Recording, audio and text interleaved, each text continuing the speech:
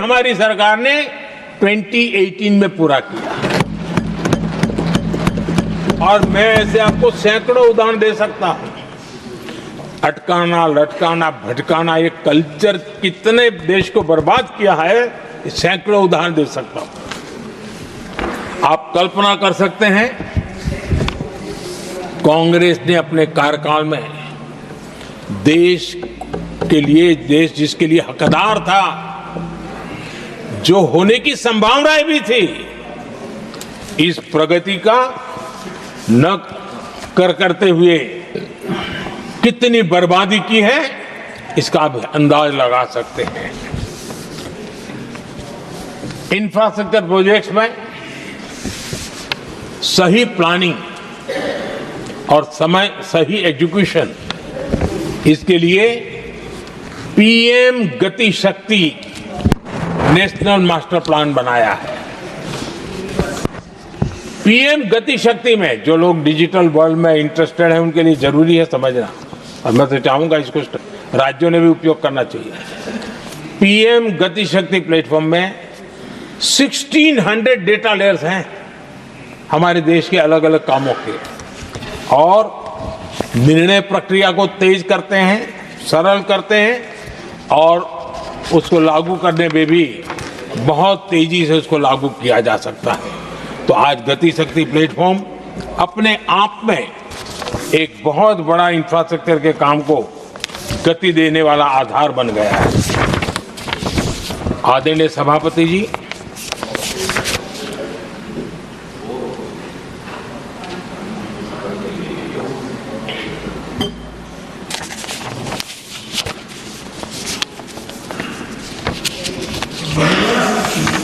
आज के नौजवानों को ये जानना बहुत जरूरी है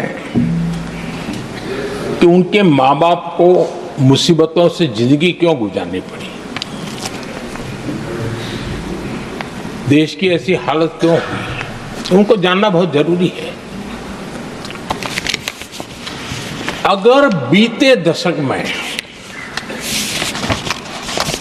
डिजिटल इंडिया के लिए हम प्रोएक्टिव न होते, हम कदम न उठाते, तो आज जैसी सुविधाएं लेने में हमें कई साल इंतजार करना पड़ता है।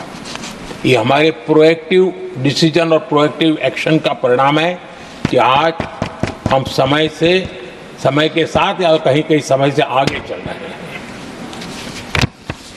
आज देश में 5G टेक्नोलॉजी दुनिया में सबसे तेज गति से व्याप्त हमारे देश में बढ़ा है। आदरणीय सभापति जी, मैं अतीत के अनुभवों से कह रहा हूं, कंप्यूटर हो, मोबाइल फोन हो, एटीएम हो, ऐसी कई टेक्नोलॉजी दुनिया के कई देशों में हमारे से बहुत पहले पहुंच चुकी थी, लेकिन भारत में आते आते दशकों बीत गए, तब जाकर के पहुंचा।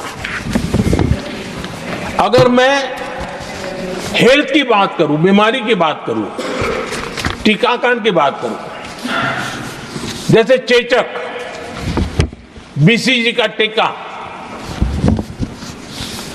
जब हम गुलाम थे तब दुनिया में वो टीकाकरण हो रहा था, कुछ देशों में हो चुका था, लेकिन भारत में ये दशकों बाद आया। पोलियो की वैक्सीन हमने दशकों तक इंतजार करना पड़ा, दुनिया आगे बढ़ चुकी थी, हम पीछे रह गए थे। कारण यह था, कांग्रेस ने देश की व्यवस्था को ऐसे जकड़ करके रखा था। उनको लगता था सारा ज्ञान सरकार में जो बैठे हैं उन्हीं को है, वही सब कर लेंगे, और उसी का एक परिणाम था लाइसेंस परमिट राज। मैं देश के नौजवानों को कहूंगा, लाइसेंस परमिट राज का कितना जुल्म था, देश विकास नहीं कर सकता था, और लाइसेंस परमिट राज यही कांग्रेस की पहचान बन गई थी। आदरणीय सभापति जी, कंप्यूटर का जब शुरुआती दौर था तो कंप्यूटर को इंपोर्ट करना चाहता है तो उसके लिए लाइसेंस लेना होता था कंप्यूटर लाने के लिए,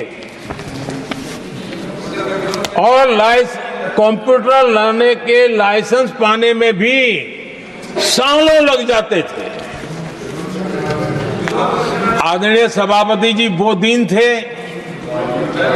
मकान बनाने के लिए सीमेंट चाहिए तो सीमेंट के लिए भी परमिशन लेना पड़ता था मकान बनाने के। इतना ही नहीं सभापति जी, शादी ब्याह में अगर चीनी की जरूरत हो, चीनी चाय पिलानी हो तो भी लाइसेंस लेना पड़ता था। मेरे देश के नौजवानों को पता होना, और मैं आजाद भारत की बात कर रहा हूं, मैं अंग्रेजों के कालखंड की बात नहीं कर रहा हूं, कांग्रेस के कालखंड की बात कर रहा हूं। और कांग्रेस के एक पूर्व वित्त मंत्री जो अपने आप को बहुत ज्ञानी मानते हैं, उन्होंने माना था कि लाइसेंस परमिट के बिना कोई काम होते नहीं है, सारे काम लाइसेंस परमिट के रास्ते से ही गुजरते हैं। और उन्होंने ये भी कहा था कि लाइसेंस परमिट बिना रिश्वत को नहीं होता है। मैं कांग्रेस के वित्त मंत्री ने जो कहा वो कह रहा हूं, बिना रिश्वत को नहीं होता है। अब कोई बहुत आसानी से समझ सकता है, उस जमाने में रिश्वत मतलब हाथ की सफाई कौन करता था भाई? ये कौन पंजा था? वो पैसा कहां जाता था? देश का नौजवान भली भांति समझ सकता है। यही इस सदन में कांग्रेस के एक माननीय सदस्य हैं, मौजूद है, जिनके पिताजी के पास खुद के पैसे थे, किसी से लेना नहीं था, और कार खरीदना चाहते थे। यहां मौजूद एक एमपी है कांग्रेस के, उनके पिताजी खुद के पैसे से कार खरीदना चाहते थे। 15 साल तक उनको कार के लिए इंतजार करना पड़ा था कांग्रेस के राज में।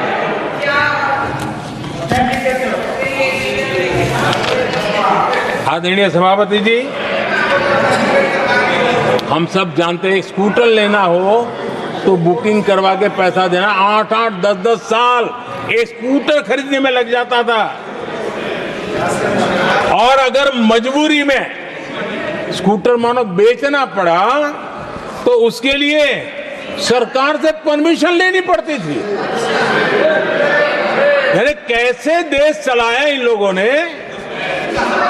और इतना ही नहीं, गैस सिलेंडर एमपी को कूपन दिया जाता था, एमपी को कूपन दिया जाता था कि तुम इलाके में 25 लोगों को गैस कनेक्शन दे सकते हो। गैस सिलेंडर के लिए कतार लगती थी। टेलीफोन कनेक्शन, नाक को दम आ जाता था टेलीफोन कनेक्शन के लिए। देश के नौजवानों को पता होना चाहिए कि ये जो आज बड़े बड़े भाषण झाड़ रहे हैं, उन्होंने क्या किया था, देश को पता होना चाहिए। आदरणीय सभापति जी, ये सारी पाबंदियां और लाइसेंस राज की नीतियों ने भारत को दुनिया की सबसे धीमी आर्थिक वृद्धि दर में धकेल दिया। लेकिन क्या आप जानते हैं, इस कमजोर वृद्धि दर को, इस विफलता को दुनिया में किस नाम से कहने की शुरुआत हो गई? हिंदू रेट ऑफ ग्रोथ कहने लगे।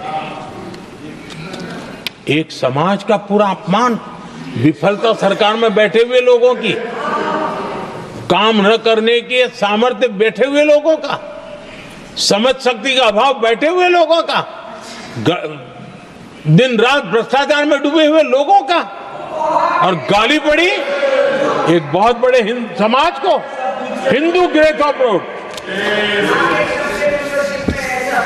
आदरणीय सभापति जी, शाही परिवार के आर्थिक कुप्रबंधन और गलत नीतियों के कारण पूरे समाज को